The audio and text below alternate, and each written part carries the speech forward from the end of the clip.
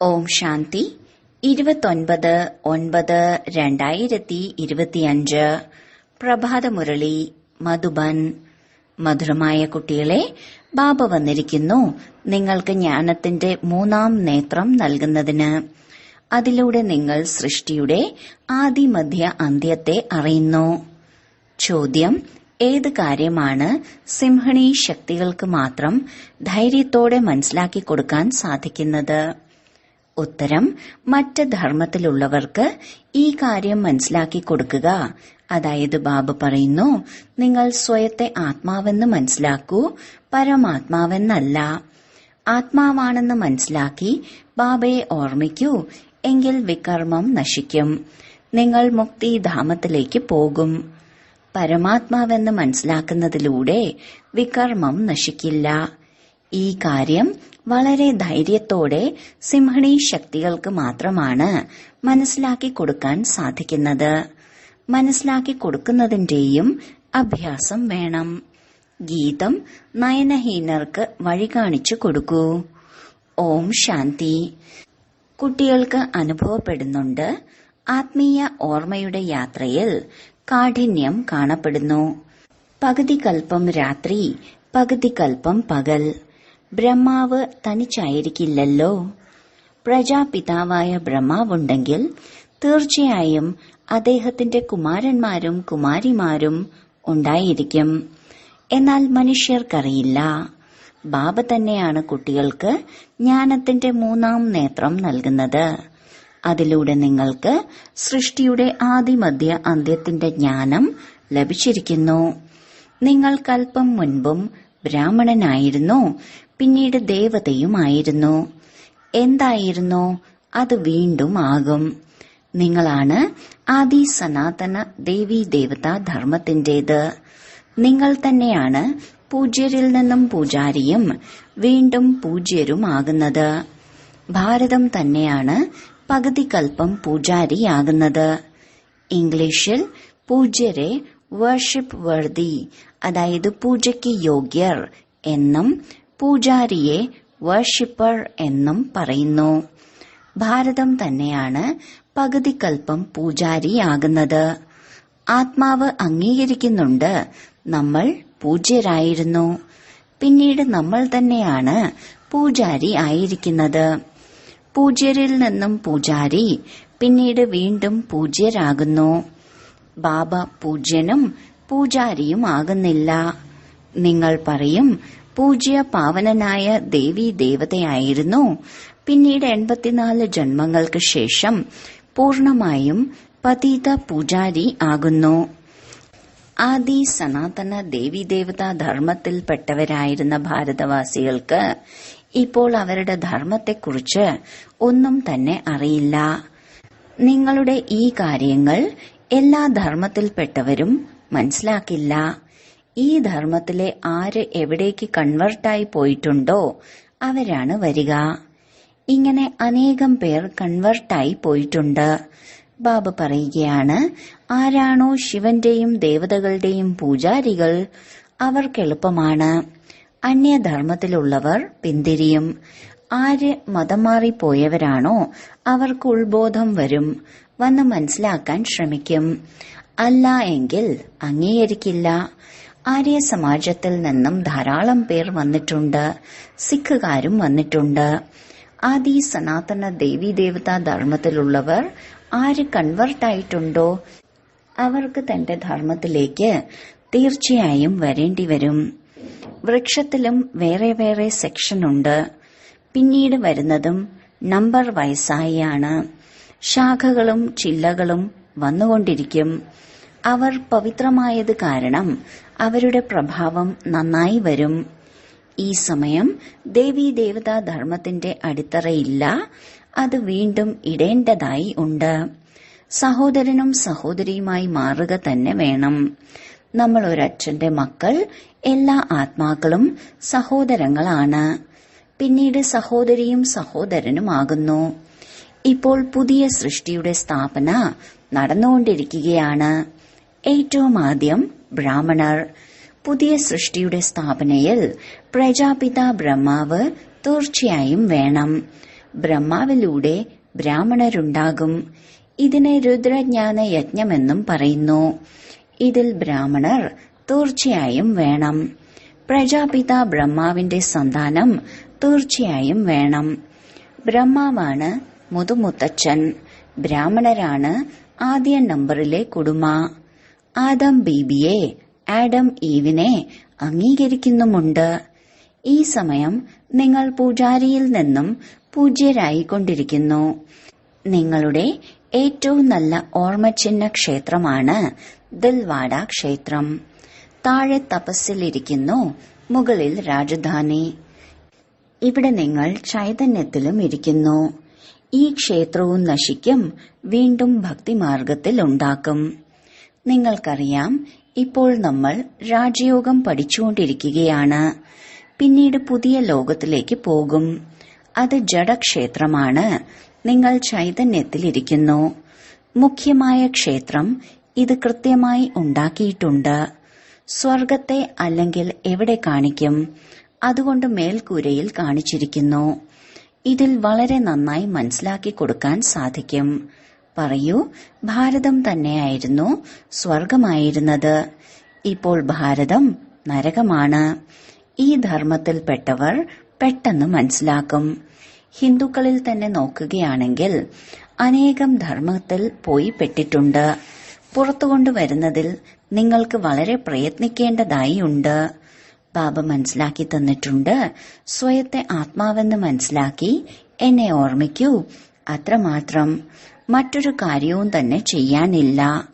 ആർക്കാണോ അഭ്യാസമില്ലാത്തത് അവർ സംസാരിക്കരുത്. അല്ല എങ്കിൽ ബികെയുടെ പേര് മോശമാക്കും. അഥവാ മറ്റുള്ള ധർമ്മത്തിലുള്ളവരാണെങ്കിൽ മനസ്സിലാക്കി കൊടുക്കണം. നിങ്ങൾ മുക്തിയിലേക്ക് പോകാൻ ആഗ്രഹിക്കുന്നുണ്ടെങ്കിൽ സ്വയത്തെ ആത്മാവാണെന്ന് മനസ്സിലാക്കി ബാബയെ ഓർമ്മിക്കൂ. സ്വയത്തെ പരമാത്മാവെന്ന് മനസ്സിലാക്കരുത്. സ്വയത്തെ ആത്മാവാണെന്ന് മനസ്സിലാക്കി ബാബയെ ഓർമ്മിക്കുകയാണെങ്കിൽ നിങ്ങളുടെ ജന്മജന്മാന്തരത്തെ പാപം മുറിയും. അങ്ങനെ മുക്തിധാമത്തിലേക്ക് പോകും. നിങ്ങൾക്കായി ഈ മന്മനാഭയുടെ മന്ത്രം തന്നെ ധാരാളമാണ്. എന്നാൽ സംസാരിക്കാനുള്ള ധൈര്യം വേണം. സിംഹിണി ശക്തികൾക്ക് തന്നെയാണ് സേവനം ചെയ്യാൻ സാധിക്കുന്നത്. ബാബ പറഞ്ഞിട്ടുണ്ടായിരുന്നു, ഓരോ ചിത്രത്തിലും ശിവഭഗവാനു വാച എന്നെഴുതിയിട്ടുണ്ടാകണം. നിങ്ങൾക്കറിയാം, ഈ ലോകത്ത് നാഥനില്ലാതെ എല്ലാവരും അനാഥനാണ്. വിളിക്കുന്നുണ്ട്, അങ്ങ് മാതാപിതാവാണ്. ശരി, അതിന്റെ അർത്ഥം എന്താണ്? വെറുതെ പറഞ്ഞുകൊണ്ടിരിക്കുന്നു, അങ്ങയുടെ കൃപയിലൂടെ അളവില്ലാത്ത സുഖമെന്ന്. ഇപ്പോൾ ബാബ നിങ്ങളെ സ്വർഗത്തിന്റെ സുഖത്തിനു വേണ്ടി പഠിപ്പിച്ചുകൊണ്ടിരിക്കുന്നു. അതിനുവേണ്ടി നിങ്ങൾ പുരുഷാർത്ഥം ചെയ്തുകൊണ്ടിരിക്കുന്നു. ആര് ചെയ്യുമോ അവർ നേടും. ഈ സമയം എല്ലാവരും പതീതരാണ്. പാവന ലോകം ഒരേയൊരു സ്വർഗം, പുതിയ ലോകമാണ്. ഇവിടെ സതോപ്രധാനമായി ആരും ഉണ്ടായിരിക്കില്ല. സത്യുഗത്തിൽ ആരാണോ സതോപ്രധാനമായിരുന്നത് അവർ തന്നെയാണ് തമോപ്രധാനവും പതീതരുമാകുന്നത്. നിങ്ങളുടേതുപോലെ സുഖം ആർക്കും ലഭിക്കുകയില്ല. നിങ്ങളിപ്പോൾ തയ്യാറെടുത്തുകൊണ്ടിരിക്കുകയാണ് സുഖധാമത്തിലേക്ക് പോകുന്നതിന്. അല്ലാതെ എല്ലാ ധർമ്മവും സ്വർഗത്തിലേക്ക് വരുന്നില്ല. ഭാരതം എപ്പോഴാണോ സ്വർഗമായിരുന്നത് അപ്പോൾ അതുപോലെ പാവനമായ ഒരു ദേശം വേറെ ഉണ്ടായിരിക്കില്ല. എപ്പോഴാണോ ബാബ വരുന്നത് അപ്പോഴാണ് ഈശ്വരീയ രാജ്യം സ്ഥാപിക്കപ്പെടുന്നത്. അവിടെ യുദ്ധം മുതലായവയുടെ കാര്യമില്ല. യുദ്ധവും വഴക്കുമെല്ലാം വളരെ സമയം കഴിഞ്ഞാണ് ആരംഭിക്കുന്നത്. ഭാരതവാസി ഇത്രയും യുദ്ധം ചെയ്തിട്ടില്ല. പരസ്പരം അല്പം യുദ്ധം ചെയ്ത് വേർപെട്ടു. ദ്വാപരത്തിലാണ് പരസ്പരം ആക്രമിക്കുന്നത്. ഈ ചിത്രം മുതലായവ ഉണ്ടാക്കുന്നതിലും വലിയ ബുദ്ധി വേണം. ഇതും എഴുതണം, സ്വർഗമായിരുന്ന ഭാരതം പിന്നീട് എങ്ങനെയാണ് നരകം പോലെ ആയത്. വന്ന് മനസ്സിലാക്കൂ. ഭാരതം സദ്ഗതിയിലായിരുന്നു, ഇപ്പോൾ ദുർഗതിയിലാണ്. ഇപ്പോൾ സദ്ഗതി നേടുന്നതിന് വേണ്ടി ബാബ തന്നെ ജ്ഞാനം നൽകുന്നു. മനുഷ്യരിൽ ഈ ആത്മീയ ജ്ഞാനം ഉണ്ടായിരിക്കില്ല. ഇതുള്ളത് പരംപിത പരമാത്മാവിലാണ്. ബാബയാണ് ആത്മാക്കൾക്ക് ഈ ജ്ഞാനം നൽകുന്നത്. ബാക്കിയെല്ലാം മനുഷ്യർക്ക് തന്നെ നൽകുന്നതാണ്. ശാസ്ത്രവും മനുഷ്യരാണ് എഴുതിയിട്ടുള്ളത്, മനുഷ്യരാണ് പഠിക്കുന്നത്. ഇവിടെ നിങ്ങളെ ആത്മീയ അച്ഛനാണ് പഠിപ്പിക്കുന്നത്. പഠിക്കുന്നത് ആത്മാവുമാണ്. പഠിക്കുന്നത് ആത്മാവല്ലേ?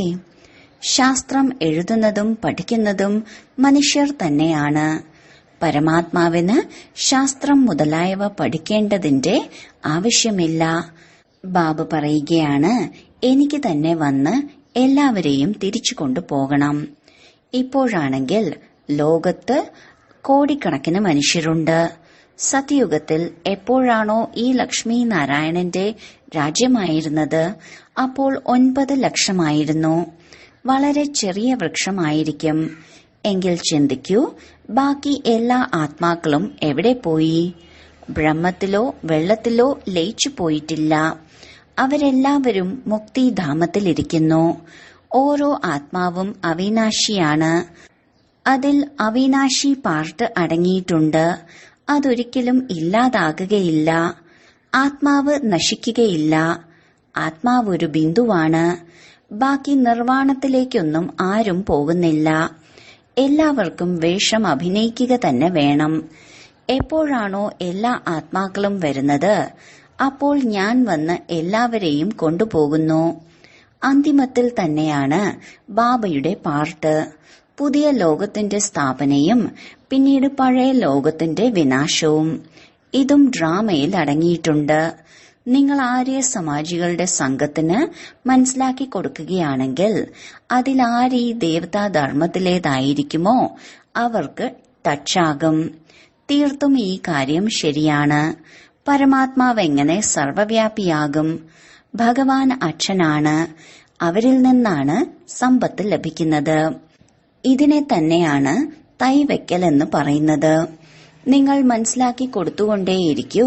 നിങ്ങളുടെ കുലത്തിലേതായി ആരുണ്ടോ അവർ വരും.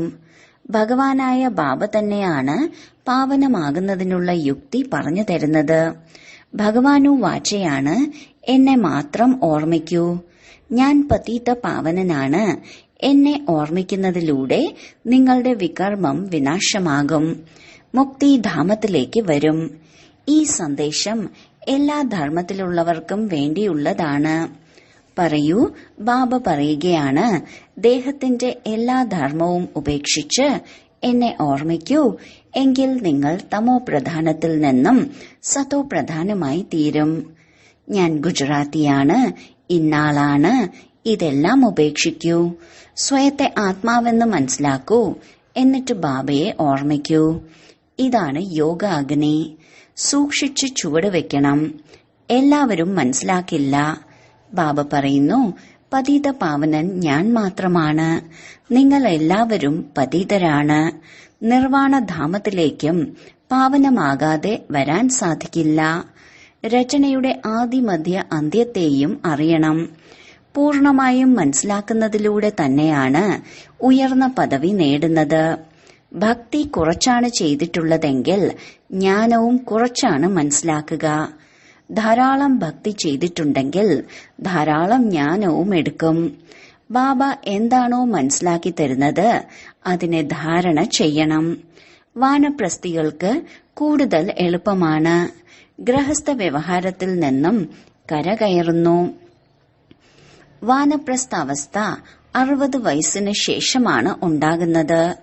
ഗുരുവിനെ സ്വീകരിക്കുന്നതും അപ്പോഴാണ്. ഇന്നത്തെ കാലത്ത് ചെറുപ്രായത്തിൽ തന്നെ ഗുരുവിന്റെ അടുത്ത് എത്തിക്കുന്നു. അല്ല എങ്കിൽ ആദ്യം അച്ഛൻ, പിന്നീട് ടീച്ചർ, പിന്നീട് 60 വർഷങ്ങൾക്ക് ശേഷമാണ് ഗുരുവിനെ സ്വീകരിക്കുന്നത്. സദ്ഗതി ദാതാവ് ഒരേയൊരു ബാബയാണ്. സദ്ഗുരു ഒന്നു മാത്രമാണുള്ളത്, എല്ലാവരുടെയും സദ്ഗതി ചെയ്യുന്നവൻ. ബാബ പറയുന്നു, ഞാൻ നിങ്ങൾക്ക് എല്ലാ വേദശാസ്ത്രങ്ങളുടെയും സാരം മനസ്സിലാക്കി തരികയാണ്. ഇതെല്ലാം ഭക്തിമാർഗത്തിലെ സാമഗ്രികളാണ്. പടി ഇറങ്ങേണ്ടതായി ഉണ്ട്. ജ്ഞാനം, ഭക്തി, പിന്നീട് ഭക്തിയോടുള്ള വൈരാഗ്യം. എപ്പോഴാണോ ജ്ഞാനം ലഭിക്കുന്നത് അപ്പോഴാണ് ഭക്തിയോടുള്ള വൈരാഗ്യമുണ്ടാകുന്നത്. ബാക്കി ലോകം ഉപേക്ഷിച്ച് എങ്ങോട്ട് പോകും? നിങ്ങൾക്കറിയാം, ഈ ലോകം തന്നെ നശിക്കണം. അതുകൊണ്ട് ഇപ്പോൾ പരിധിയില്ലാത്ത ലോകത്തെ സന്യസിക്കണം. പവിത്രമാകാതെ വീട്ടിലേക്ക് പോകാൻ സാധിക്കില്ല. പവിത്രമാകുന്നതിന് ഓർമ്മയുടെ യാത്ര വേണം. ഭാരതത്തിൽ രക്തത്തിന്റെ നദികൾ ഒഴുകിയതിനു ശേഷം പിന്നീട് പാലിന്റെ നദികൾ ഒഴുകും. വിഷ്ണുവിനെയും ക്ഷീരസാഗരത്തിലാണ് കാണിക്കുന്നത്. മനസ്സിലാക്കി തരികയാണ്, ഈ യുദ്ധത്തിലൂടെയാണ് മുക്തി, ജീവൻ മുക്തിയുടെ ഗേറ്റ് തുറക്കുന്നത്. നിങ്ങൾ കുട്ടികൾ എത്രത്തോളം മുന്നോട്ടു പോകുന്നുവോ അത്രത്തോളം ശബ്ദം പരന്നുകൊണ്ടിരിക്കും. യുദ്ധം തുടങ്ങിക്കഴിഞ്ഞു. ഒരു പ്രകോപനം കൊണ്ട് നോക്കൂ മുൻപെന്തെല്ലാം സംഭവിച്ചു. മനസ്സിലാക്കുന്നുണ്ട്, യുദ്ധം തീർച്ചയായും ചെയ്യും. യുദ്ധം നടന്നുകൊണ്ടേയിരിക്കുന്നുണ്ട്. പരസ്പരം സഹായികളായി മാറിക്കൊണ്ടിരിക്കുന്നുണ്ട്. നിങ്ങൾക്ക് പുതിയ ലോകം വേണമെങ്കിൽ പഴയ ലോകം തീർച്ചയായും ഇല്ലാതാകണം. ശരി, വളരെ കാലത്തെ വേർപാടിന് ശേഷം തിരികെ കിട്ടിയ മധുരമധുരമായ സന്താനങ്ങൾക്ക് മാതാവും പിതാവുമായ ബാബ്ദാദയുടെ സ്നേഹസ്മരണകളും പുലർക്കാല വന്ദനവും. ആത്മീയ പിതാവിന്റെ ആത്മീയ കുട്ടികൾക്ക് നമസ്കാരം. ധാരണയ്ക്കുള്ള മുഖ്യസാരം: 1. ഈ പഴയ ലോകം ഇപ്പോൾ വിനാശമാകണം. അതുകൊണ്ട് ഈ പഴയ ലോകത്തെ സന്യസിക്കണം. ലോകത്തെ ഉപേക്ഷിച്ച് എങ്ങോട്ടും പോകേണ്ടതില്ല. എന്നാൽ ഇതിനെ ബുദ്ധി കൊണ്ട് മറക്കണം. 2. നിർവ്വാണത്തിലേക്ക് പോകുന്നതിനു വേണ്ടി പൂർണമായും പാവനമാകണം. രചനയുടെ ആദിമധ്യ അന്ത്യം പൂർണമായും മനസ്സിലാക്കി പുതിയ ലോകത്തിൽ ഉയർന്ന പദവി നേടണം.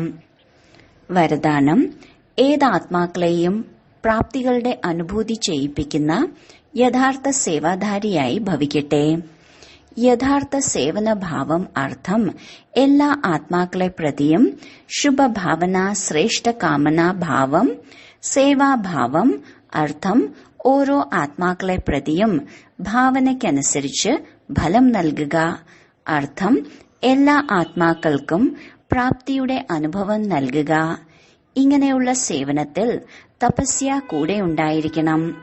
സേവനത്തിന്റെയും തപസ്യയുടെയും ഭാവനകൾ വ്യത്യസ്തമായിരിക്കരുത്. ഏതൊരു സേവനത്തിലാണ് ത്യാഗവും തപസ്സും ഇല്ലാത്തത് അത് പേരിനു മാത്രം ചെയ്യുന്ന ഒരു സേവനമാണ്. അതിനാൽ ത്യാഗം, തപസ്യ, അതിനോടൊപ്പം സേവനം ഇവ കമ്പൈൻഡ് രൂപത്തിൽ ചേർന്നിരിക്കുന്ന സത്യമായ യഥാർത്ഥ സേവാധാരിയായി മാറൂ. സ്ലോഗൻ: വിനയത്തിന്റെയും ധൈര്യത്തിന്റെയും ഗുണം ധാരണ ചെയ്യൂ, എങ്കിൽ ക്രോധാഗ്നി ശാന്തമായി തീരും. അവ്യക്ത സൂചന: ലഗനാകുന്ന അഗ്നിയെ പ്രജ്വലിപ്പിച്ചുകൊണ്ട് യോഗം ജ്വാലാരൂപമാക്കി മാറ്റൂ. ഇപ്പോൾ നിർഭയ ജ്വാലാമുഖിയായി മാറിക്കൊണ്ട് പ്രകൃതിക്കും ആത്മാക്കൾക്കും ഉള്ളിലുള്ള തമോ ഗുണി സംസ്കാരം ഭസ്മമാക്കൂ. തപസ് അർത്ഥം ജ്വാലാസ്വരൂപമായ ഓർമ്മയിലൂടെ മായ അല്ലെങ്കിൽ പ്രകൃതിയുടെ രൂപത്തെ ശീതളമാക്കൂ. താങ്കളുടെ മൂന്നാമത്തെ നേത്രം, ജ്വാലാമുഖി നേത്രം, മായയെ ബലഹീനമാക്കുന്നു. ഓം ശാന്തി.